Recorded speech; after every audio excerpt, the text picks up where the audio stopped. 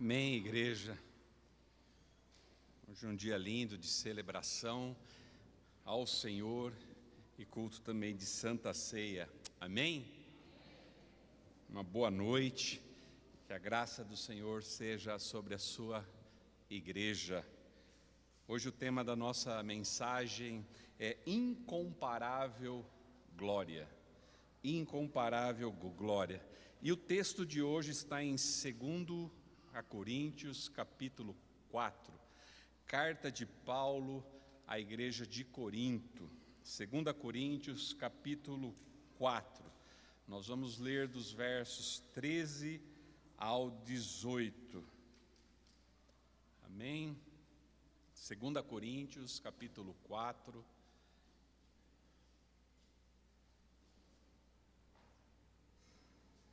Versos 13 ao 18.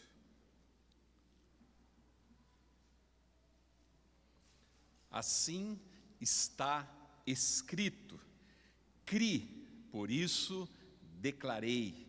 Com esse mesmo espírito de fé, nós igualmente cremos, e por esse motivo falamos. Temos certeza de que aquele que ressuscitou o Senhor Jesus dentre os mortos, da mesma forma nos ressuscitará com Ele e nos apresentará convosco.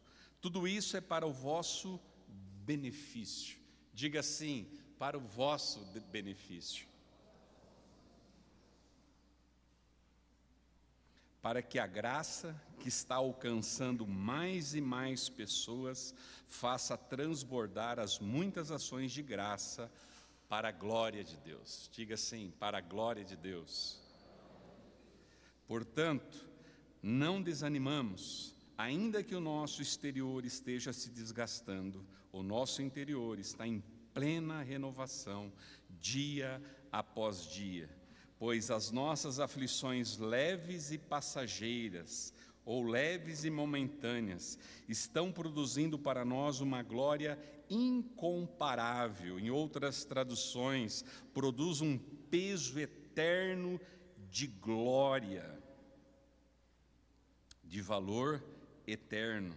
Sendo assim, fixamos nossos olhos não naquilo que se pode enxergar, mas nos elementos que não são vistos, pois os visíveis são temporais, ao passo que os que não se veem são eternos, para sempre.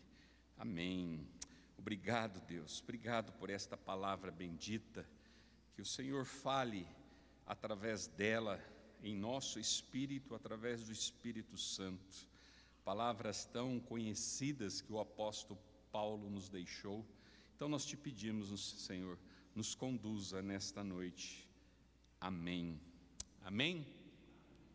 É possível sermos amados por Deus, mas amados mesmo, amados por Deus, e termos uma vida cheinha de dificuldades e coisas ruins. Pensa aí. E será só assim mesmo? Ou temos alguma expectativa que isso mude? Será que na comparação podemos ter alguma diferença quando comparamos situações que vivemos e situações que nós temos, sejam boas ou sejam ruins? Eu vou dar alguns exemplos aqui. O seu carro, por exemplo. Você talvez olhe para o seu carro e não ache ele muito lá aquelas coisas, não.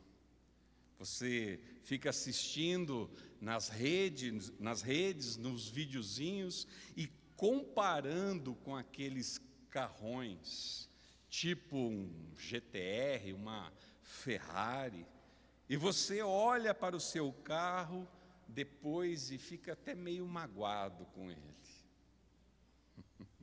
Talvez tenha pessoas que olhem para o seu carro e digam: como eu queria ter um carro assim, ou tudo o que eu queria era ter um carro.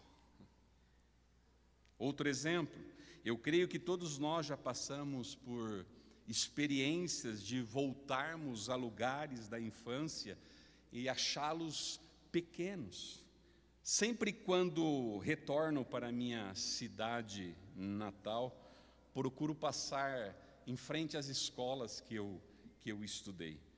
E aquele muro que parecia intransponível, parecia uma muralha, agora ele é tão pequeno, ele é tão baixo. As praças, os parques. Tinha uma praça lá na minha cidade que eu fazia de pista de bicicleta. E hoje eu olho para aquela praça, eu nem sei como eu andava naquele negócio tão estreitinho. O escorregador que eu não caibo mais, que parecia antes uma montanha russa que eu escorregava. Quando vamos à casa de nossos avós, temos essa oportunidade onde nós brincávamos de futebol, subíamos em árvores para pegar frutas, e quando retornamos agora já adultos, com os olhos adultos, ao ver aquele quintal que parecia um latifúndio, parece que agora ele diminuiu, encolheu, se tornou tão pequeno. Mas tudo isso depende das coisas que você já viveu e de quanto você já cresceu. Outro exemplo, as coisas são demoradas ou elas são rápidas? Depende da comparação. 5 minutos, por exemplo, estamos falando de muito ou pouco tempo? 5 minutos. Para chegar em casa, quando você está meio apertado, é muito tempo. É muito tempo. Para chegar no aeroporto, quando você está com o voo atrasado, também é muito tempo. E para chegar na igreja? Ah, pastor, tanto faz, tanto faz. Quando você está aguardando uma mensagem de WhatsApp, a resposta não chega nunca, não chega. Ou quando os pais chamam você para almoçar ou para arrumar a casa, arrumar o quarto, aquele 5 minutos viram eternos 5 minutos, mas para o filho parece que são apenas 5 segundos. Parece que passou muito rápido. Amados, muitas coisas na vida são assim. Parecem grandes, demoradas, impossíveis de aguentar, mas no fundo depende da comparação. Da comparação. Se você olhar de um outro jeito, de um outro ponto de vista, elas talvez fiquem mesmo pequenas e leves. Pequenas e passageiras. As aflições, irmãos, que nós passamos e passaremos na vida são assim. Parecem grandes e impossíveis, mas no final das contas depende do nosso referencial. Com que nós comparamos? Porque há um ponto de vantagem, há um ponto de vista que faz com que absolutamente todo e qualquer sofrimento que nós passamos pareça leve e momentâneo, à medida que nós vamos amadurecendo. À medida que nós vamos amadurecendo. E é sobre isso que a gente vai falar hoje. E nos próximos domingos também. Deus nos deu esta palavra de amadurecimento. Então nós falaremos muito disso aqui. Hoje o apóstolo Paulo vai nos ajudar a pensar grande, a olharmos os sofrimentos que passamos desde o ponto de vista da eternidade e aprendermos juntos, aprendendo junto que mesmo em dias difíceis e de luta, que o cristão passa por aqui, por esta terra sofrida, por esta terra breve, muito breve, em nada se compara à glória que teremos na ressurreição. em nada, o peso de glória que receberemos na ressurreição em Cristo Jesus. E a primeira verdade é que aqueles que creem vivem na esperança desta grande ressurreição. Todos nós que cremos, nós vivemos nesta bendita e maravilhosa esperança da ressurreição. O apóstolo Paulo, ele vem trazendo algumas comparações impressionantes aqui neste contexto, comparando o que temos com o que teremos, comparando o que somos com o que seremos e comparando o que éramos com o que já somos, com o que nós somos. Paulo vem com isso apontando para algo muito belo, muito maior. A vida aqui é pesada, sim, é pesada. A vida aqui tem muitas horas de perplexidade, de apertos, de sermos lançados ao chão como um lutador de boxe. Sofremos pressões de todos os lados, contudo, não estamos arrasados, não perdemos a esperança, trazemos sempre no corpo o morrer de Jesus Cristo, para que a vida de Jesus seja revelada no nosso corpo mortal. E isso tudo, nós temos um tesouro, o tesouro do Evangelho, o poder de Deus em nós, o seu Santo Espírito, testificando em nós estas verdades do Evangelho. E isto nunca se perde, jamais se perde. Pelo contrário, Deus vem usando vasos de barros, surradinhos como nós, para mostrar o tesouro ao mundo. O tesouro ao mundo. Ele usa o nosso sofrimento, Ele usa nossas lutas, o nosso morrer, para manifestar a vida que nós temos em Cristo Jesus. Paulo segue fazendo estas comparações. Ele inicia exaltando a esperança que nós cremos e temos na ressurreição. Ele está dizendo que ele tem o mesmo espírito da fé que os antigos tinham, que o povo de Deus espalhado pela terra sempre teve, que nós temos esta mesma fé. Nós cristãos temos esta mesma fé. Pequena sim, vacilante também, não muito impressionante, mas verdadeira. Paulo aqui fala sobre aquilo que nós temos, e ninguém tasca a verdadeira fé em Cristo Jesus. A fé naquele que cremos, naquele que se fez conhecido por nós e nos deu pertencimento, nos deu o seu Santo Espírito, o Espírito Santo, que habita em nós e testifica em nós estas verdades, revelando uma vida cheia de esperança em Cristo.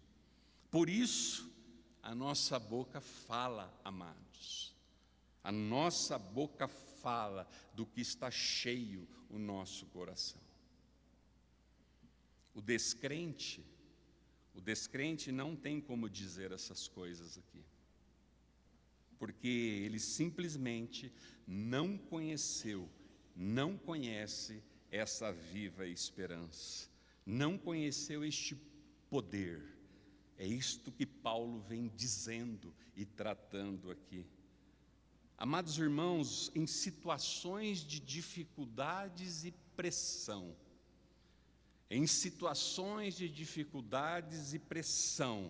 fica mais fácil ver o que tem dentro de nós, o que tem dentro de cada um de nós. Deixa eu dar um exemplo. Se eu apertar esta garrafa, ou se eu virar esta garrafa, o que vai sair daqui de dentro? Água. E se eu falar para Deus: Deus, por favor, eu quero que saia um chazinho quentinho aqui, o que vai sair daqui de dentro? Água. Vai sair água. Quando a vida te aperta, meu irmão, vai sair o que tem dentro. Vai sair o que tem dentro. Se desespero, desespero. Se reclamação, murmuração, insatisfação.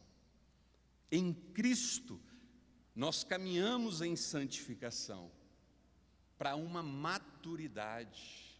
A caminhada com Cristo, a caminhada do cristão é uma caminhada de santificação, numa maturidade. Porque quando a embalagem ela está meio corrompida, nós conseguimos enxergar lá dentro. Quando o vaso está meio trincado, já com a vida, com a caminhada da vida, você consegue ouvir o barulhinho lá dentro. É no luto, é na tristeza, é no dia mau, é no desemprego, é na enfermidade, que a nossa boca muitas vezes vai falar muito mais da esperança do que jamais falaria de outra forma. É assim que o cristão vive. Aqui no verso 13, Paulo está referindo ao Salmo 116. E lá o salmista, ele teve coragem de pedir coisas impressionantes, clamar e dizer certas coisas que só pela fé você tem coragem de dizer. E ele explica: eu creio, por isso estou falando estas coisas. No meio de tempos difíceis, ele teve coragem de dizer e pedir certas verdades para o Senhor, ao Senhor. Simplesmente por isso, porque ele cria. Ele se viu em risco de morte, mas ele tinha o Senhor. E ele clamou a este Senhor. Ele clamou a Deus. Sabe, amados, a gente precisa lembrar que nós temos esse mesmo direito em Cristo Jesus. Nós temos esse mesmo direito. Quem sofre neste mundo sem ter a fé no Senhor, luta apenas com recursos horizontais. Só tem como recorrer aos iguais. Mas quem sofre neste mundo, com a fé em Cristo Jesus, pode ousadamente recorrer a instâncias superiores. A instâncias superiores. Lembram da palavra de domingo retrasado? O piso superior. O piso superior, distâncias mais elevadas, e você tem esse direito, cristão. Tem coisas que nós falamos porque cremos, porque nós cremos. Tanto Paulo como o salmista têm a mesma esperança, de que a morte não é o fim da linha para nós, de que Deus cuida de nós na vida e na morte. E este salmo tem um famoso versículo, lembram? Ele tem um famoso versículo que diz assim: preciosa é aos olhos do Senhor a morte dos seus santos. Por quê? Porque não acabou. Aqui é só uma passagem para o cristão que tem essa esperança. É só uma mudança desta terra caída, da terra das sombras, para a terra da luz. É só uma passagem da terra da morte para a terra da vida. Quando um dos seus é levado, o Senhor sorri. Olha que lindo isso. Que viva esperança que nós temos. Jesus certa vez pediu ao Pai exatamente isso, lembram? Ele pediu que onde ele estivesse, os seus fossem estar também, para verem a sua glória, uma esperança de glória, sabendo que aquele que ressuscitou o Senhor Jesus, também nos ressuscitará com Jesus. Esta é a bendita esperança do cristão. Esta é a nossa bendita esperança, uma esperança que não se limita aos seus dias de vida aqui, uma esperança que ultrapassa a própria barreira da morte. É isso que nós cremos. Nós cremos não somente no Cristo morto e assassinado naquela cruz. Nós cremos no Cristo ressurreto no terceiro dia, vencendo a morte, o mal, o mundo e o diabo. Por isso que nós comemos do pão e bebemos do cálice todos os meses, lembrando disso, porque cremos nesta gloriosa ressurreição. É o que Paulo traz aqui. A ressurreição, um assunto central do cristianismo. Na primeira carta aos Coríntios, lá no capítulo 15, trata toda esta ideia de ressurreição.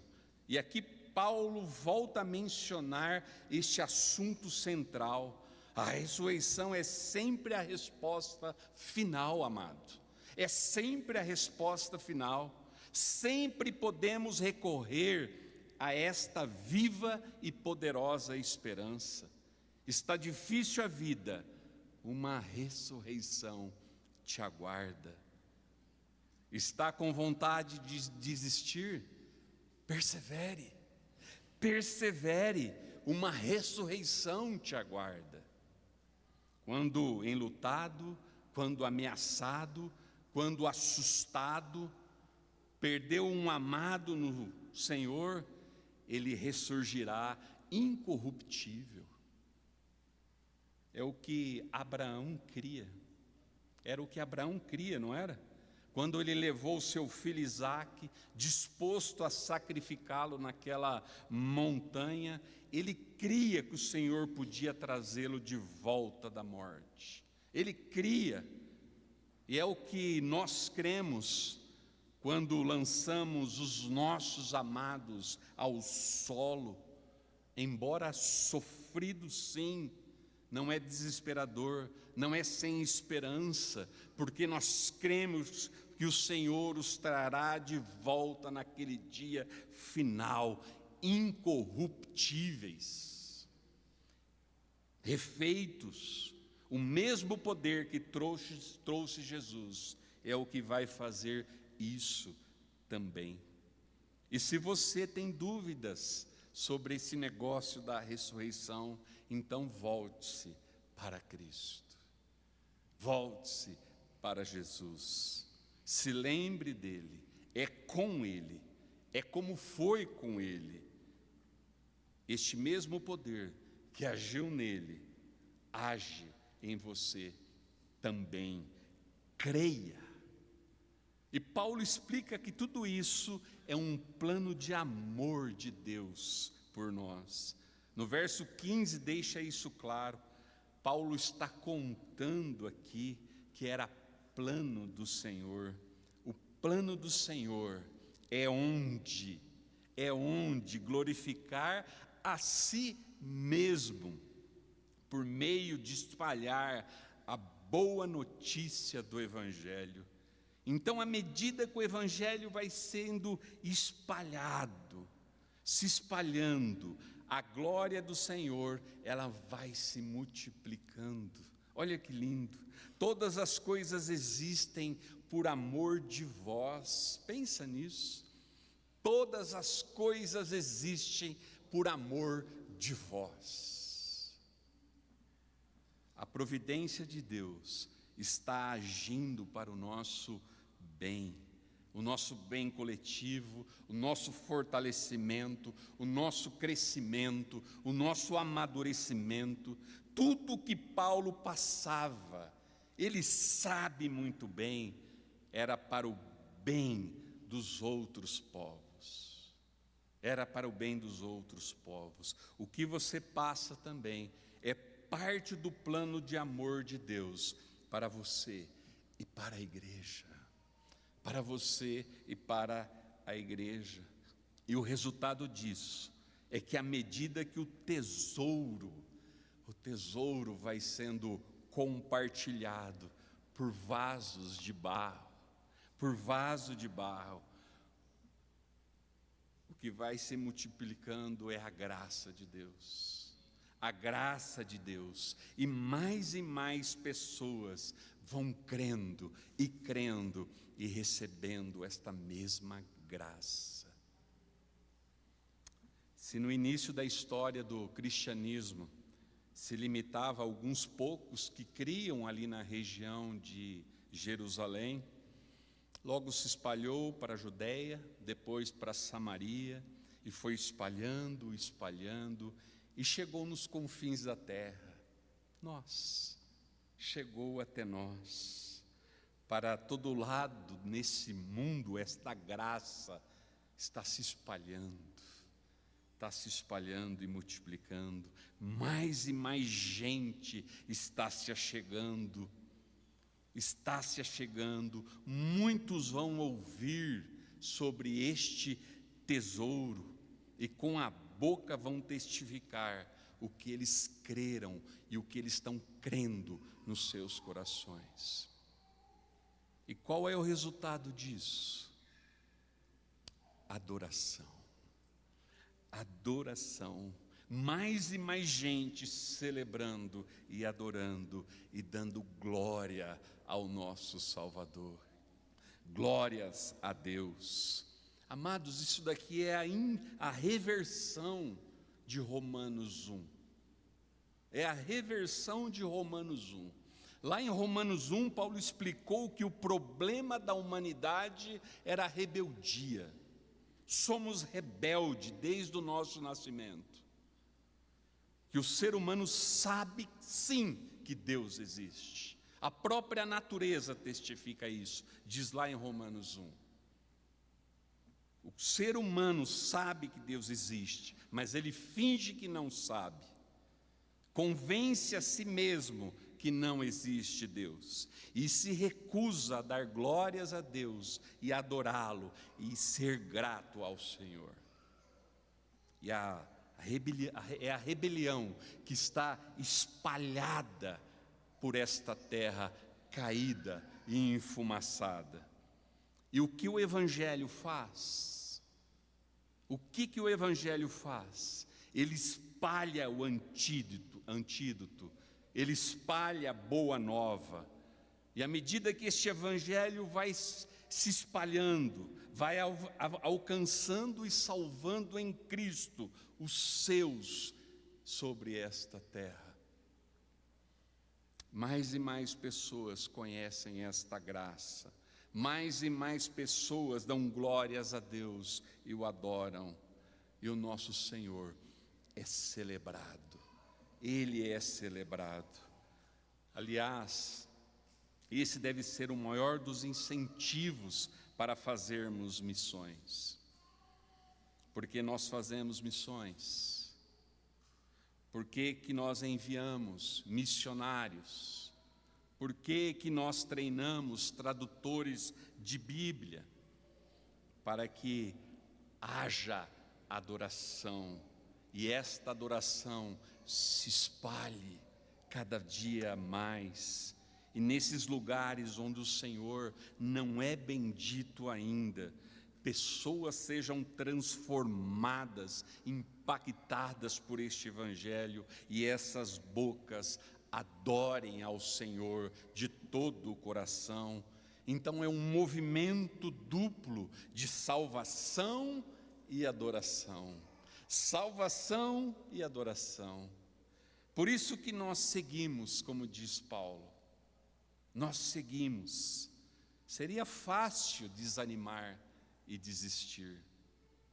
É muito fácil nós desanimarmos e desistirmos, mas nós precisamos lembrar que os mesmos sofrimentos estão acontecendo por amor a nós e por amor aos outros.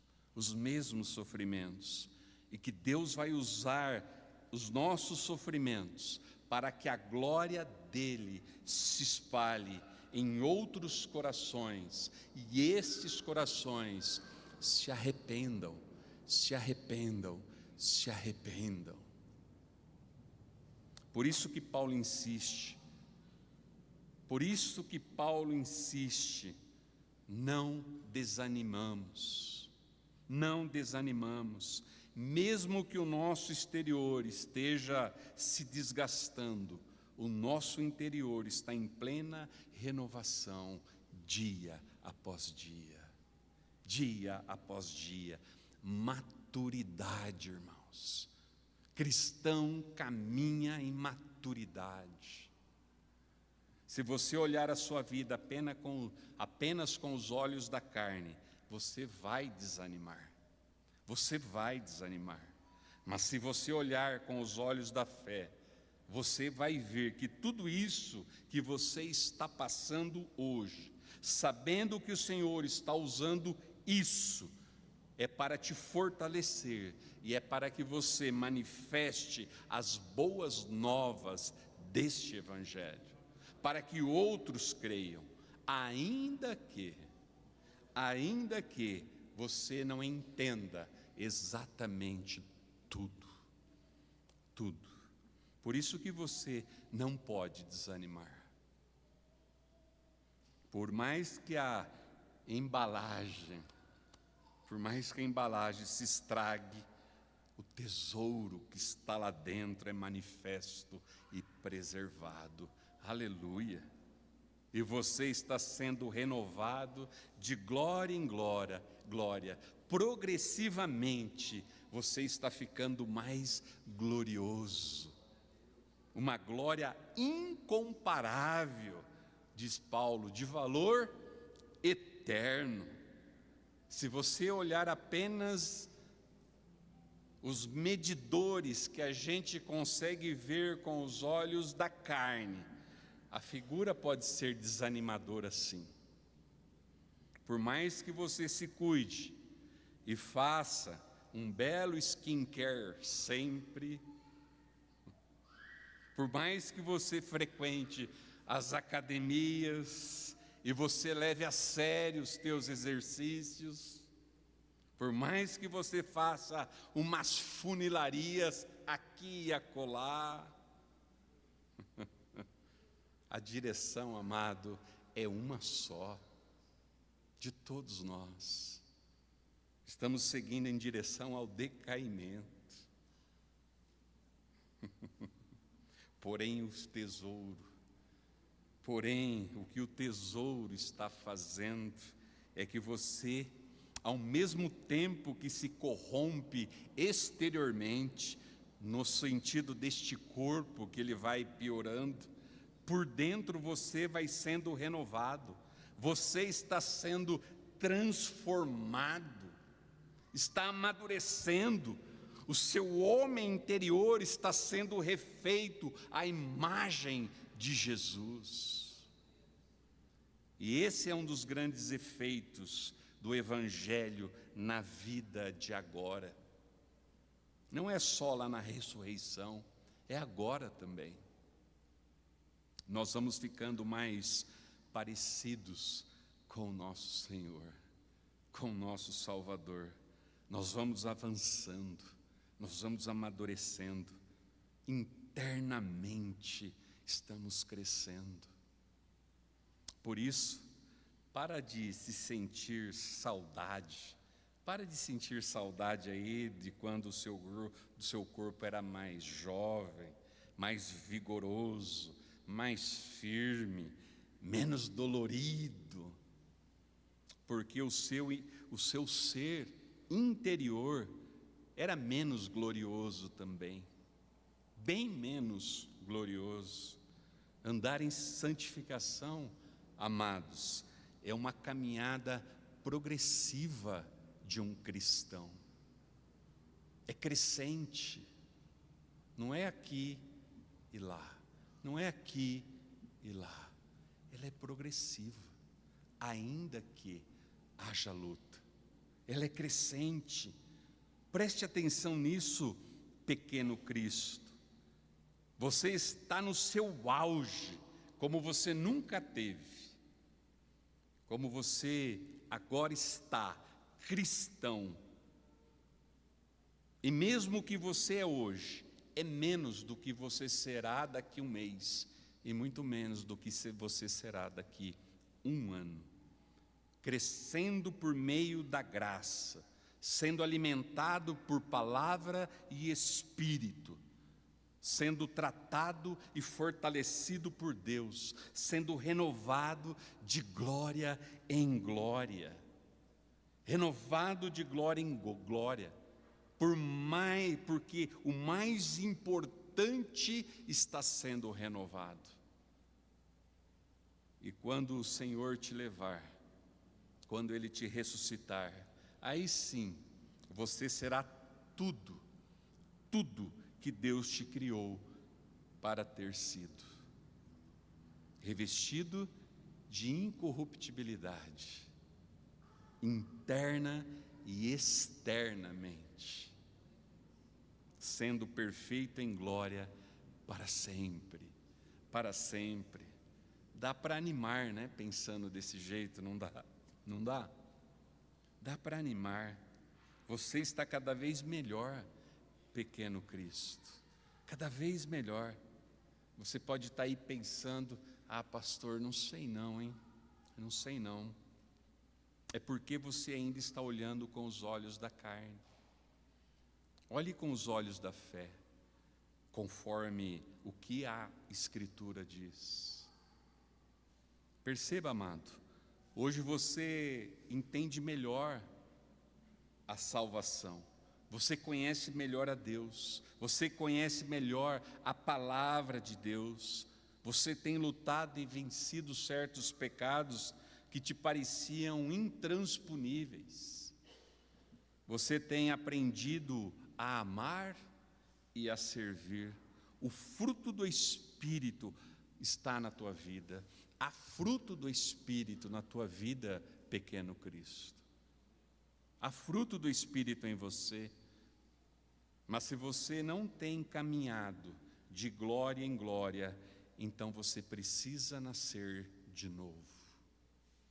Você precisa nascer de novo, como cristão, porque cristão caminha nesta perspectiva. Nesta perspectiva, a palavra de Deus promete isso. O homem interior se renova, com a certeza de que aquele que ressuscitou Jesus Cristo, um dia fará o mesmo conosco, e nós ressurgiremos melhores do que jamais fomos. À luz disso, Paulo tem uma segunda verdade: aqueles que creem têm a certeza de que mesmo as agruras que passam nesta vida não se comparam ao que nós receberemos. Vamos ler de novo os versos 17 e 18.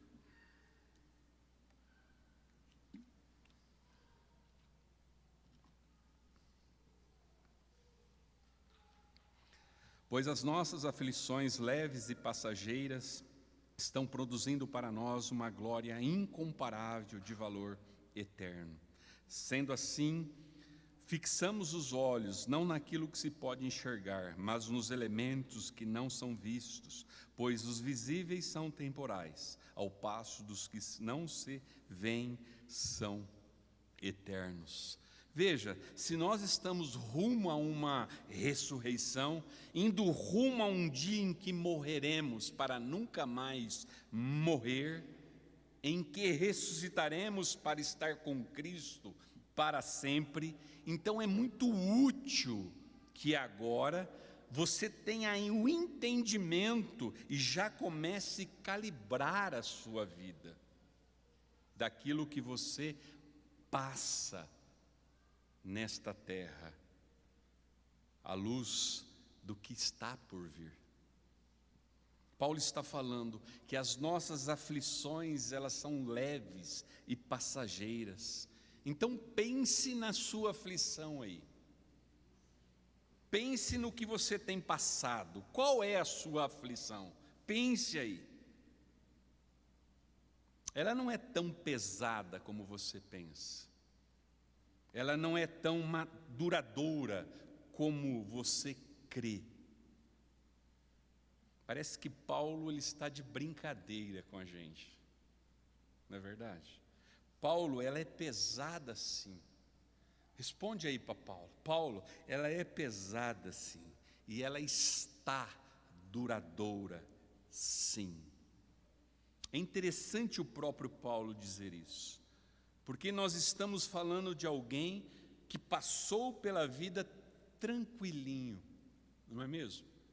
Tranquilo, sem problema nenhum, que parece que nunca chorou, parece fazer pouco caso do sofrimento alheio, mas não é isso que Paulo está trazendo para nós. Paulo sabe o que é padecer por amor de Cristo. Paulo sabe muito bem. Paulo passou por grandes lutas e sofrimentos nesta vida. Ele esteve em naufrágios. Quantos de nós aqui já tivemos? Ele foi preso injustamente. Quantos de nós já fomos? Ele foi torturado na cadeia, apedrejado, que chegaram a achar que ele estava morto.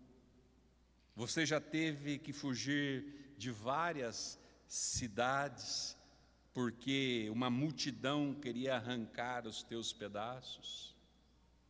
Será que Paulo é um sem noção, que olha para os próprios sofrimentos e fala, isso não é nada? O ponto de Paulo aqui é a comparação. É a comparação. É o que a gente começou falando no início. Não é o que ele não sofre, mas é em comparação com a ressurreição e a eternidade. Toda a aflição é leve e passageira. Toda. O ponto de vista a partir da eternidade faz toda a diferença. Toda a diferença. É como os atletas que a gente tem visto, os atletas de alto nível das Olimpíadas que a gente tem assistido. Relacione agora cristão com estes atletas. Eles treinam arduamente todos os dias, se submete ao que os outros considerariam uma tortura. Durante anos a fio, eles abrem mão de muitas coisas. Parecido, não? E por que eles fazem isso? Pela esperança da glória, comparada com a glória da vitória. Os anos de aflição parecem leves, É comum nós vermos as entrevistas desses atletas após a glória, reconhecendo que a glória da vitória ainda é mais doce por terem sofrido a aflição da preparação. Outras experiências são assim também. Nós pais sabemos, a luta de criarmos filhos, ela é grande, mas a alegria que vem com isso, ela é tão especial e tão duradoura que nós dissemos, faríamos tudo de novo, passaríamos tudo de novo. Casais cristãos sabem disso quando passam por aflições, que à medida que os anos passam, o Senhor vai moldando a gente, o nosso caráter. É como olhar para um quintal em que você cresceu e brincou e ver que ele nem era tão grande assim. Mas existem coisas que nós olhamos para trás e elas seguem bem grandes e pesadas ainda.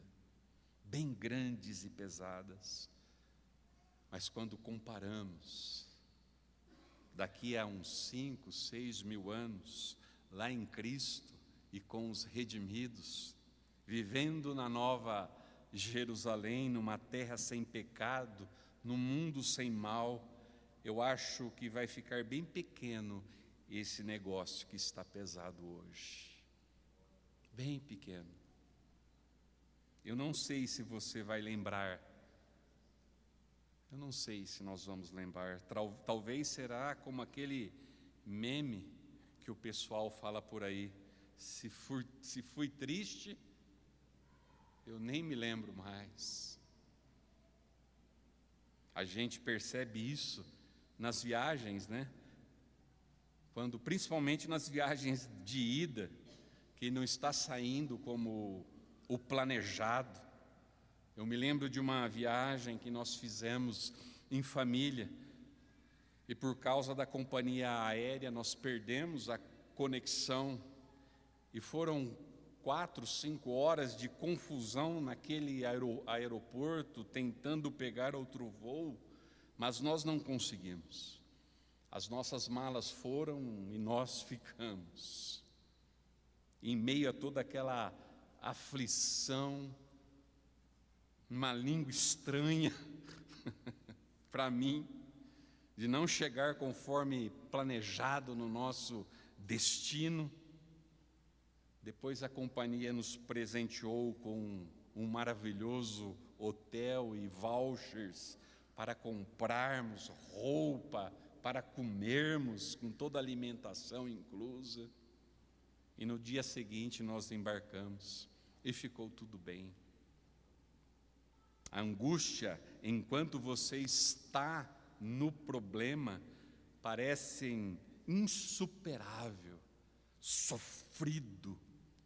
No meio do processo parece que não vai passar nunca aquilo. Mas depois, quando você está lá, depois que passa aquele engasgo do início, parece leve e passageiro, vira até história para contar. Maturidade, olhos fixos no propósito. O propósito é maior do que o processo, sempre. Amados, o que Paulo está dizendo é o seguinte: quando partimos rumo ao nosso destino, ao mundo refeito, todos os sofrimentos daqui parecem leves e passageiros. Quando estiverdes com Cristo, quando conhecermos os crentes de todas as eras, línguas, povos e nações, quando pudermos revisitar cada recanto desta terra refeita, quando não mais lidarmos com os nossos pecados e os dos outros, quando notícias ruins não mais chegarem, quando não mais ter que lidar com eleições e governos tiranos, quando a própria criação parar de gemer, eu acho que você vai chegar para Paulo, que imagino vai estar rindo e contando histórias lá, tomando uma água de coco gelada, ou quem sabe uma coca, e vai falar: Paulo, bem que você disse, leve e passageira, leves e passageiras. E eu espero que isso te impulsione hoje, meu irmão, entendendo que essa esperança tem que mudar como você encara encara os seus sofrimentos de hoje. Porque isso funcionou com o nosso Senhor Jesus. Lá em Isaías 53, fala da alegria que estava proposta para o servo sofredor. Hebreus 12, do 1 ao 3, diz assim: portanto também nós consideramos que estamos rodeados por tão grande nuvem de testemunhas, desembaracemo-nos de tudo o que nos atrapalha e do pecado que nos envolve, e corramos com perseverança a corrida que nos está proposta, olhando fixamente para o autor e consumador da fé, Jesus, o qual, por causa do júbilo que lhe fora proposto, suportou a cruz, desprezando a vergonha, e assentou-se à direita do trono de Deus. Reflete profundamente sobre aquele que suportou tamanha oposição dos pecadores contra a sua própria pessoa, para que não vos fadigueis, tampouco desanimeis. Jesus tinha uma alegria que estava proposta e ele seguiu em frente. Ele sabia que ia ser difícil, que ia ser penoso, seria incomparavelmente sofrido, mas a alegria que ele iria receber depois, é dito lá em Isaías. Ele olha o penoso fruto do seu trabalho e ele fala: valeu demais a pena, valeu demais a pena. Por maior que tenha sido o sofrimento de quem passou, não se compara ao que vem depois, ao que vem por aí. E isto está gerando para nós, diz Paulo, um enorme peso de glória. Peso de glória. No termo hebraico aqui, para glória e peso, é o mesmo.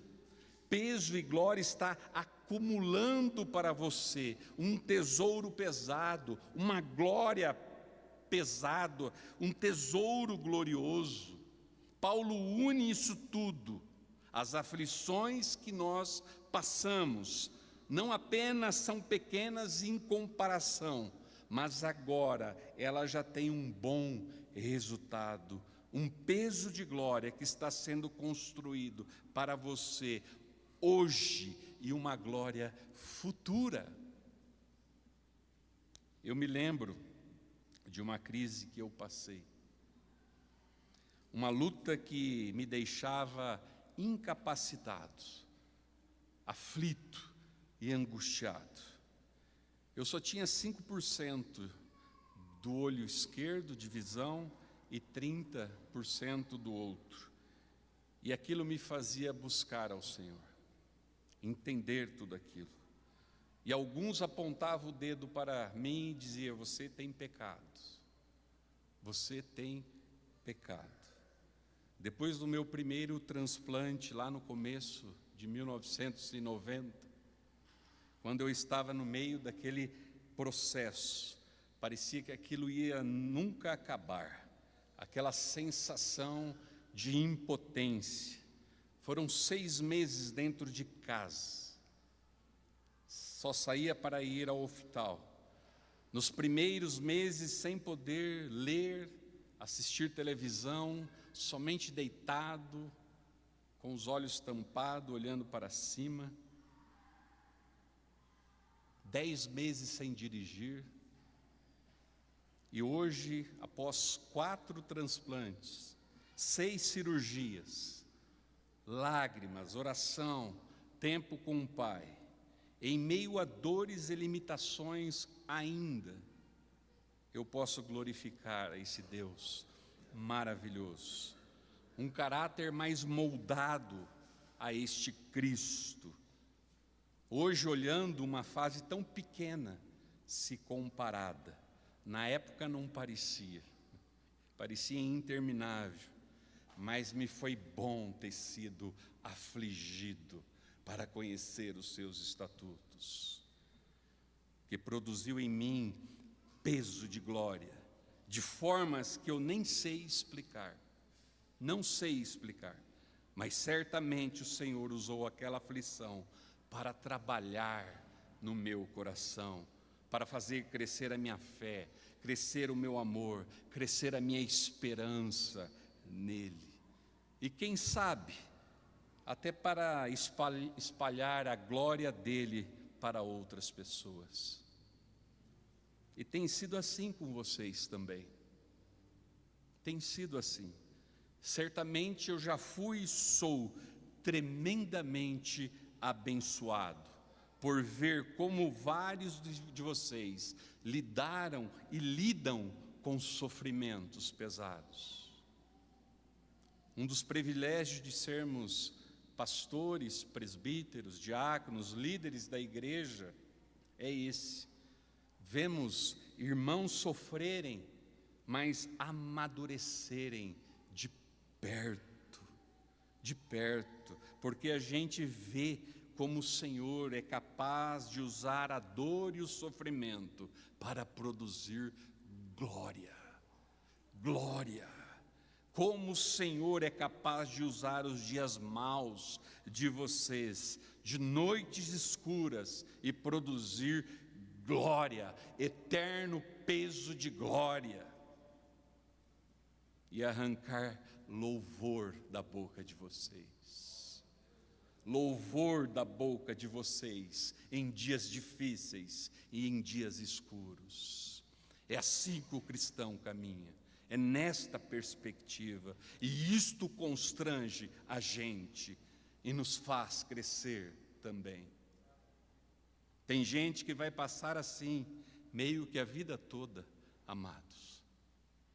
Pessoas que passam a vida toda com doenças crônicas. Alguns de nós estão há muito tempo sofrendo com o mesmo mal.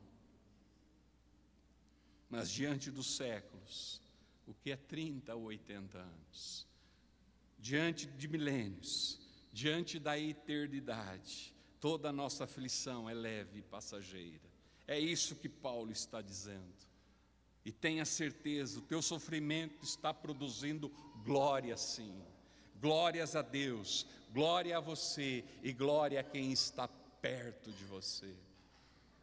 É por isso que Paulo fala no verso 18, para de olhar para a vida com os olhos da carne, porque assim você só vê aquilo que é temporal, aquilo que passa. Se você olhar para a vida com os olhos espirituais, você vai começar a perceber coisas que não passam, coisas que são eternas. Olhar para o seu sofrimento com os olhos da carne vai fazer você perder o foco, perder o vigor, perder o ânimo e talvez até se voltar contra Deus. Mas olhar para a sua jornada de fé com os olhos de eternidade vai te fazer trazer até um sorrisinho no seu rosto. Vai melhorar até o seu rosto, de quem sabe, de quem crê que a história não termina assim. Lembre-se, amados, esta comparação nós precisamos fazer sempre, e ela é muito importante. É importante entendermos que é um plano, e é um plano glorioso. Isso nos faz lembrar de Jó, lá no último versículo do livro de Jó. Então morreu Jó, realizado em idade muito avançada. Mas se Deus tivesse dado a Jó o que ele queria, isso nunca teria acontecido, porque Jó queria morrer, lembram? Jó queria morrer, ele chegou até falar, porque eu não morri quando eu nasci? Desejar a morte, em vez da miséria em que ele se encontrava. E nós já estivemos nesses dias também. Mas o que Jó não sabia, escreveu o escritor e pastor Shed, mas Deus sabia, é que aquela noite escura da alma acabaria eventualmente com os raios da esperança espreitando no horizonte. Shedd, ele escreve que ele quis morrer muitas vezes na vida para acabar com a dor, acabar com a vergonha. Quando você está submerso nessas águas profundas de desespero, é difícil encontrar oxigênio da esperança. Mas com Deus, assim como Deus fez com Jó, Ele fará com nós também. Não nos dá o que nós queremos. Deus não nos dá o que nós queremos, mas dá o que Ele tem planejado, o que Ele planejou para cada um de nós. Para a maioria de nós, já nesta vida tão caída, tão enfumaçada, após uma temporada de turbulência e de perda, o nosso desejo pela morte, ele vai diminuindo, ele vai passando sim, vamos aprendendo e vamos sendo consolados, vamos amadurecendo na caminhada, voltando a sorrir de novo, sabendo que com lágrimas e sorrisos, eles podem sim coexistir, andar juntos, que um coração cheio de fraturas, ele não precisa levar a uma vida sufocada, uma vida em desespero. Foi assim com Paulo, amados, foi assim com Jó, foi assim com o nosso Senhor Jesus Cristo, foi assim com todos nós. Um povo que sofre leves e passageiras aflições, em comparação com o peso de glória que temos em Cristo Jesus. Quando você estiver sofrendo, lembre-se do seu Salvador. Não somente o que Ele sofreu, mas mais do que nós conseguimos pensar ou imaginar, mas como Ele suportou, como Ele aguentou esse sofrimento. Foi com os olhos que estava proposto no propósito do Pai e com alegria no que viria. E o servo do Senhor sofrido olha para trás e ele diz: valeu demais, e vai valer também para você, cristão, pequeno Cristo. Quando nós estivermos com Cristo eternamente, sem mais pecado, sem mal, que atrapalham os nossos parquinhos e os nossos quintais dos nossos sofrimentos, o carro que tanto sonhamos, que tanto lutamos e almejamos trocar, tudo parecerá tão pequeno, tão ínfimo. Os muros, os escorregadores da vida que tanto nos assombram, serão sim brinquedos de criança, porque em Cristo viveremos a sua eterna realidade, quando seremos tudo que fomos criados para sermos, refeitos à semelhança do Criador, e vivendo com o Senhor e o seu povo para sempre. E que venha logo este dia. Maranata, ora vem, Senhor Jesus.